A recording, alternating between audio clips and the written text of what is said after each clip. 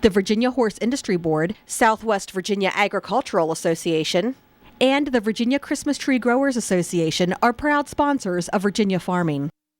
This program's brought to you by the Virginia Farm Bureau. Large or small, Virginia farmers work year-round to help put food on your table.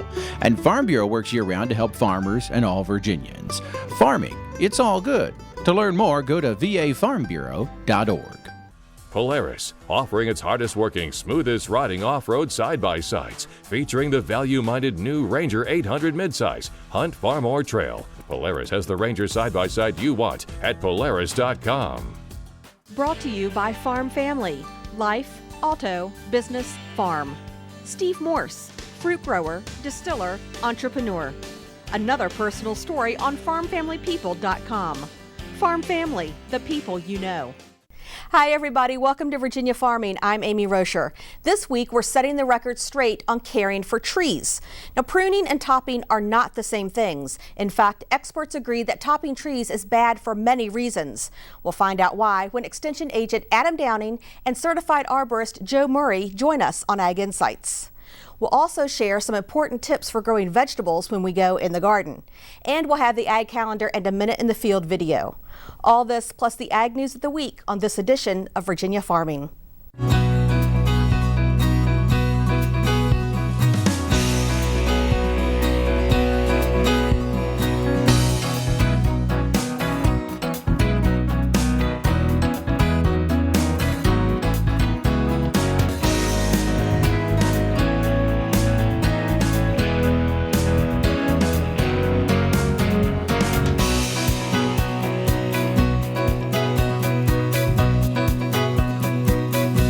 Governor Bob McDonnell announced the opening of a representative office in Shanghai dedicated to increasing agricultural and forestry product exports to China. Over the last 3 years, Virginia has been implementing the governor's initiative to increase agricultural and forestry exports, including a representative in mainland China, to develop new sales opportunities for Virginia agribusiness. Now, China purchased almost $640 million in agricultural goods last year from the Commonwealth, more than doubling the amount from 2011. The governor believes the country holds huge growth potential for future export business from Virginia, and he intends to capitalize fully on those opportunities. He explained that more exports to China equals more jobs here in Virginia. The Commonwealth joins North Carolina as the only other state with a dedicated agricultural trade office in China. North Carolina has an office in Beijing. Well, two USDA reports say U.S. agriculture and forest management will have to adapt to climate change, and that some of those efforts are already underway. The USDA's Bob Ellison has more. Two U.S. Department of Agriculture reports say U.S. agriculture and forests are being affected and will continue to be affected by climate change. It's well documented that the climate is changing, that we are seeing changes in temperature and changes in precipitation patterns, and that those changes are having implications for forests and for agriculture. What these reports actually look at in more detail are the changes that we expect in terms of changes in extreme events, changes in the probabilities of droughts and floods, and how that also will have implications for our resources. However, Hohenstein says existing and new conservation practices and research will help U.S. agriculture and forestry adapt to climate change. As it turns out, a lot of the conservation practices that we've been preaching for the last century, improve soil quality, improve water management, forest health, turn out to be the exact same things that we do to make our resources more resilient to extremes and change. If we can breed crops to be more resilient to change and to have better tolerance to extreme temperatures during those critical times, we can make sure that we're going to be able to continue to produce the kinds of crops that we do now. There are certain breeds of livestock that are more tolerant to warm temperatures, and then there's also things that farmers can do like cooling systems for barns and investments that they can make to make their livestock more tolerant. Hohenstein says while there will be negative effects from climate change, some agriculture sectors could benefit. Longer growing season, in some cases increases in precipitation and more moisture that's available. And then CO2 itself, carbon dioxide, turns out to have a fertilizing effect on plants, and so it can increase plant growth. And so at least over the next 20 to 30 years, we expect to see a very mixed story in terms of how climate change plays out on the landscape. The climate change reports are available on USDA's website. In Washington, D.C., for the U.S. Department of Agriculture, I'm Bob Ellison. Thank you, Bob. Well, VDAX is urging all horse owners to check with their veterinarians for West Nile virus, Eastern equine encephalitis, and rabies vaccination recommendations for their animals. Virginia only had one confirmed case of West Nile virus in 2012 and no cases of Triple E. The recommendation for rabies vaccination is new for horses. Virginia typically only reports 1 to 2 cases of rabies in horses per year, but last year reported 4. Rabies vaccines are very effective, and vaccinating horses annually can prevent rabies in both horses and humans. Well, recent data is proving that not all black-hided cattle are created equal. In this segment, Cindy Campbell shares how 14 years of auction sale calf price data proves that Angus cattle are worth more in the marketplace. Want to top the auction market? A recent survey says, raise Angus cattle. Data from 9 cooperating auctions from Kentucky to California and spanning 660 lots sold last fall showed Angus cattle are worth $5.30 more per hundredweight than their non-Angus contemporaries. That was an all-time high for the combination of 5-weight steers and heifers in the 14-year Here's the Premium study. If that's what the average Angus genetics are worth, you can imagine how much more they would be worth if you actually had some track record on performance, post-weaning performance, grade, and some of that to go with. The survey also noted weaned or vaccinated cattle earned more than $7 per hundredweight compared to other lots. Premiums for Angus calves have grown in a near linear trend since 1999, when the goal was to show ranchers that consumer preference mattered all the way back to the cow-calf level. We wanted to help producers understand how having a branded beef program concentrated on premiums was relevant to them, considering most of them were selling their calves at weaning. Dividing those 14 years into 2 equal periods shows a per-head Angus steer advantage growing from $21.21 in the first 7 reports to $31.40 in the last 7 years. Also thought that as cattle prices went higher over those 14 years, that since all cattle would be worth more and more, there couldn't continue to be a higher and higher Angus premium, but that has proven to be not the case. During those 14 years, we've seen a great genetic advancement and the ability of Angus cattle to grow and grade, and including, or at the same time, we've seen advances in the maternal traits, all the other reasons why people might bid higher for those Angus cattle. Video auction data shows a similar trend in higher values for cattle of Angus breeding. I'm Cindy Campbell. Thank you, Cindy. Trees provide us with so many benefits, but they need to be cared for properly, and topping a tree is not proper care. Joining us today are Extension Agent Adam Downing and Certified Arborist Joe Murray. They'll help us get the facts straight. That's coming up on Ag Insights. Trees provide us with a lot of benefits, from shade to clean air. To maximize their longevity, they should be cared for and pruned the right way. Joining us today are Extension Agent Adam Downing and Arborist and Biology Instructor at Blue Ridge Community College, Joe Murray. Gentlemen, welcome to Virginia Farming. Thanks, good to be here. So let's start with pruning. What is pruning and what are the benefits of pruning? Okay, well, it's a good question because there's a lot that happens to trees that kind of goes under the global word of tree trimming, and not all tree trimming is helpful to trees. So pruning is what we're going to talk about today. We're going to talk about some inappropriate kind of trimming also. But pruning can help trees to have good structure, have good form, and have good long life, and not fail with, or not be as likely to fail in winter weather events and the like. Okay. And typically in a forest situation, they tend to prune themselves, but when grown out in the open, they do need assistance for defects, dead limbs, things like that. Okay. Now, let's talk about some of the bad things of pruning. One of our main topics that we want to discuss today is topping trees, and topping trees is bad. Yes.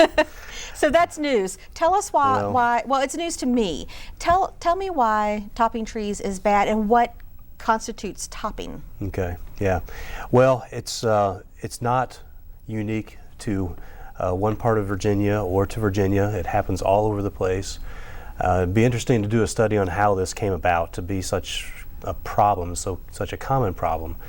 But topping is the indiscriminate cutting of a tree at a certain height. And that can be done for different reasons, and I think that in many cases the people who are doing that kind of work believe they are doing something that is good for the tree. And a casual observer may agree, because there's a lot of fast regrowth that happens. But that comes at a cost to the tree, and furthermore it causes a lot of damage to the tree and to the property. And we'll get into some more of these things in some detail, but in a nutshell, topping of a tree is making large cuts indiscriminately, not going back to a certain branch, not with objectives in mind, just to make it shorter. As one topper explained to me, that's how high the ladder goes. That's how he decided to make the cut. Okay, so now one of the things you mentioned was decay. So how on earth does topping a tree, cutting off the branches, all the smaller branches, I guess, is when I think of topping, I think of leaving just the large, thick branches. How does that lead to decay? Well, in nature, there could be an injury to the side of the tree. The tree has the ability to compartmentalize that injured site, and then it makes new tissue to come around and seal it. So trees have evolved mechanisms to deal with that type of wounding. But birds and squirrels don't have chainsaws. They don't go and take off large limbs. We know that decay will spread rapidly up and down the inside of a trunk of a tree. That's the weakest area, and that's what happens with topping. Taking off the top of that branch, the top of the tree, just allows the decay to work its way in. Future branches that'll be attached now are weakly attached to the tree, but also as you have that decay getting wider and wider, you're more likely to have failures that occur. Okay. So those small branches that it's generating are going to be weak. Yes, it's a weak point of attachment on there. And also they're very crowded, so they tend to grow up straight up, chasing the sunlight with each other. And those, when strong winds, snow and ice like that, they typically will be breaking off. Okay. Adam, you had mentioned property values. Yes. Well, what does... you know, beauty is in the eye of the beholder, but top trees are ugly trees. They are.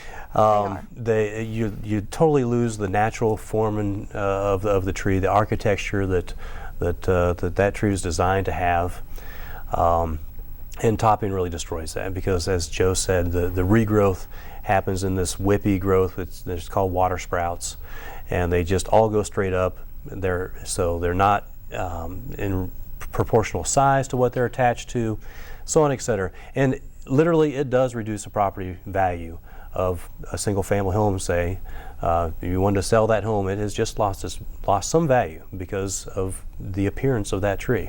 And it's a legitimate loss because it becomes a more dangerous asset to that property also. So if pruning can only be done certain ways, and topping trees we really don't want to do at all. So if you need to top a tree, then I'm going to bring this up because I think a lot of people want to know about power lines or being over top of a house, or there's trying to get around something.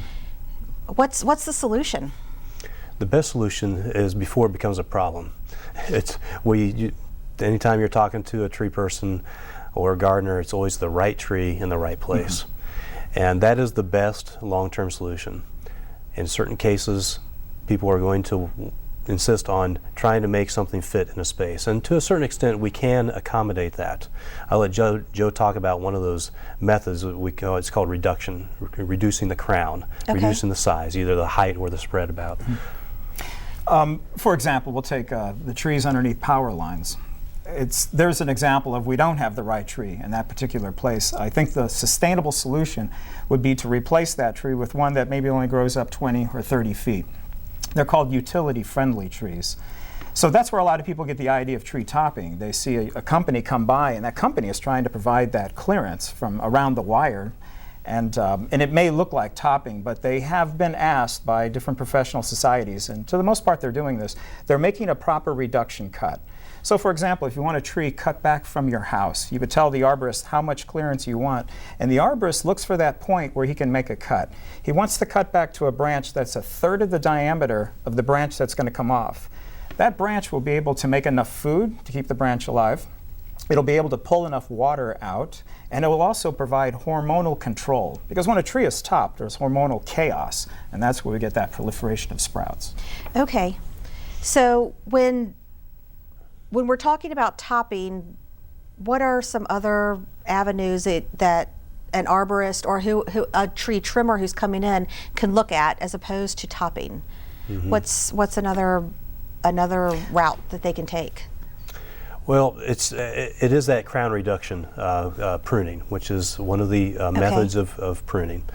And as Joe was saying, you look for, so where you have branches, you want to prune back to a branch. If someone says, I want this 10 feet away from my house, well, we don't measure 10 feet and make cuts. That's topping. All right? We measure 10 feet and we look for a place that branch can withstand a cut as best as possible. And even a good pruning cut is a wound to the tree, but we can reduce the severity of that wound by making the proper cut so the tree can respond by compartmentalizing that wound and keeping it there, not allowing decay to go throughout that whole tree. So it's crown reduction and reducing. You can reduce the crown in height and girth, but it's, as we were talking earlier, it's not sustainable. That is going to regrow. Right. Some trees, the utility-friendly trees, have been either bred or are naturally small trees. And so if you don't have room for a tree to be 80 feet tall, let's cut our losses and take it out and put something appropriate there. And that's kind of the bottom line, isn't it? When you have to make that decision, it's better to go with the right tree, an appropriate tree.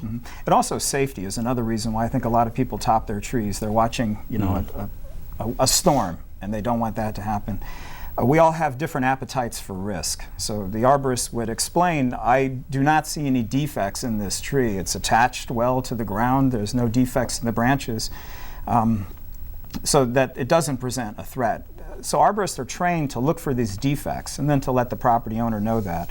But it is by topping the tree and then having the excessive sprouts that are weakly attached, I would argue that you're actually making a problem that probably wasn't there to begin with. Usually those trees are quite bright about the branch architecture in order to deal with winds. The roots and the shoot systems are balanced with each other. When you top the tree, they're no longer in balance. Now you can't make enough food to keep all the roots alive, and it starts this cycle of sort of like a spiral of mortality that can occur to the tree. And that's also bad for the soil that's surrounding the tree and anything else you're trying to grow around that tree. So it pulls... It'd be a very dense shade after you top, yes. Okay. I guess what I want to leave our viewers with is, what should someone do if they think their trees need pruning or need trimming or they're getting out of control? What is their first step? Well, first step is, the experts agree, don't top your tree. That's been a national campaign for many years across the country that we've pushed here in Virginia on several occasions, and we're always talking about this. It'd be nice not to have to talk about it one day. But if someone thinks that they need some tree work, the first thing they should do is contact a professional. Certified arborists are fairly easy to find in the phone book. A company will advertise if they have certified arborists on staff. Homeowners, tree owners are welcome to call local extension office, local Virginia Department of Forestry, and just to kind of get a first feel of things. But not every tree needs attention. And so hopefully we're not sending everybody out to figure out what needs to be cut, because it may not need cut. Right. And you have a website, treesaregood.com. Yes. And from what I gather, and I did not have a chance to go there before we sat down today, but that's supposed to be just a plethora of information and links. So treesaregood.com, and look for a certified arborist. Yes. Okay, will do. Thank you, gentlemen, for being here. Really appreciate it. Enjoy it. Thank you. We'll be right back.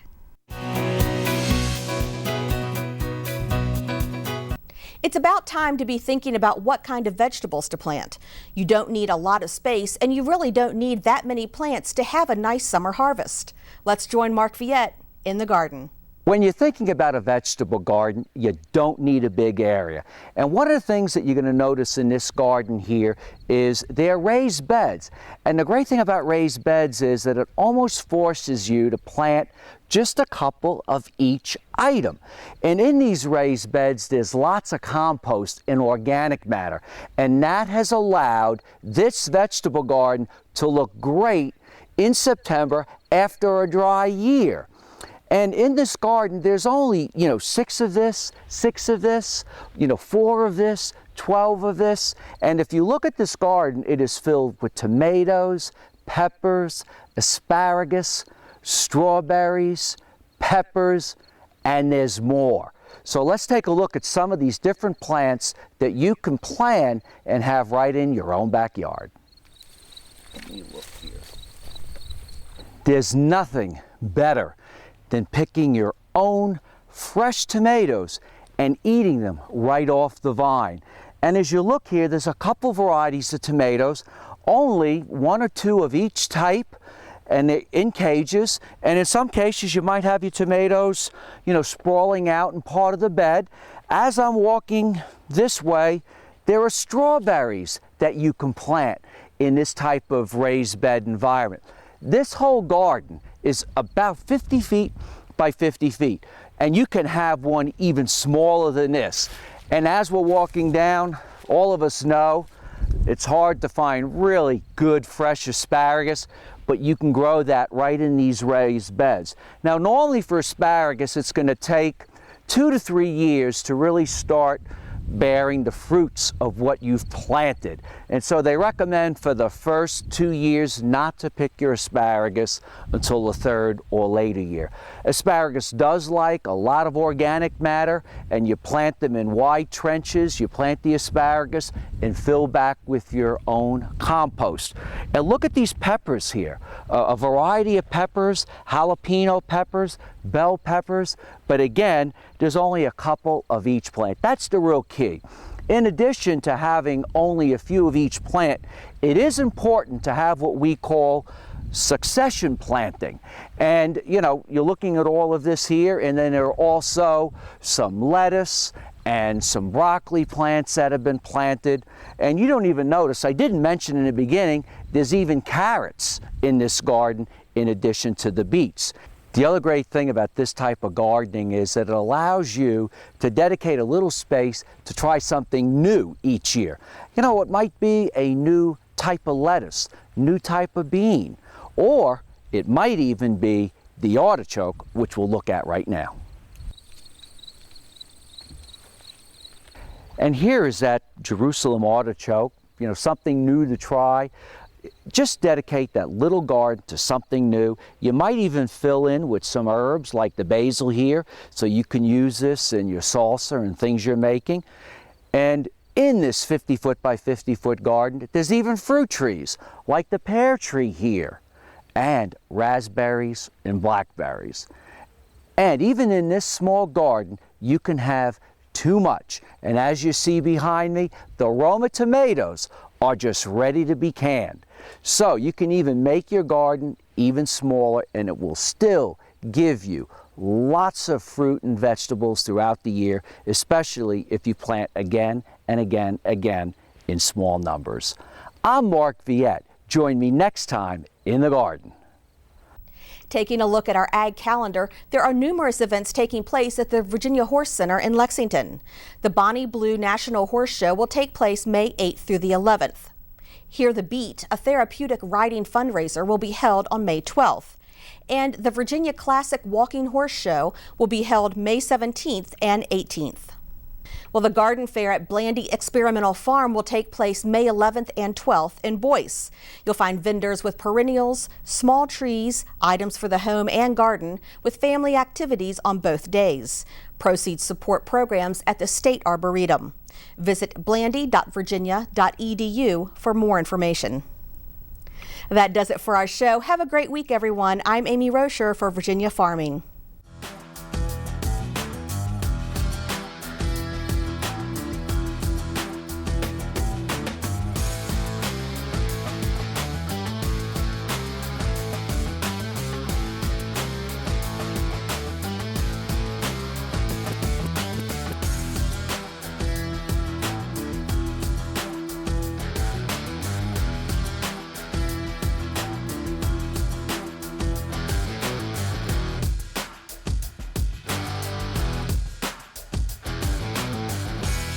This program's brought to you by the Virginia Farm Bureau. From apples to zucchini, Virginia farmers work hard to put food on your table. And Farm Bureau works year-round to help farmers and all Virginians. Farming, it's all good. To learn more, go to vafarmbureau.org. Polaris, offering its hardest working, smoothest riding full-size workhorses, including the all-new 60-horsepower Ranger XP 900, hunt, farm, or trail. Polaris has the full-size Ranger you want at Polaris.com. Brought to you by Farm Family. Life, auto, business, farm. Nancy Asher, stable owner, visionary, agent of change. Another personal story on farmfamilypeople.com. Farm Family, the people you know.